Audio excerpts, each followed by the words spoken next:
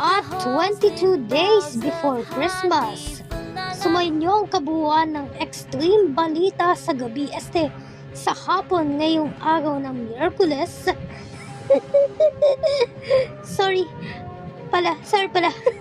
Akala ko gabi na eh. Sa ngalan ni Sophie Anderson, ako po si Miley Roque Maturan ng EBS.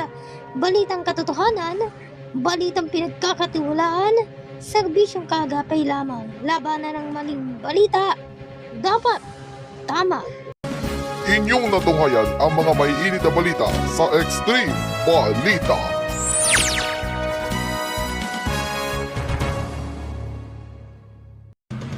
Narito ang inyong pinakapinagkakatiwalaan ng radyo sa buong Pilipinas.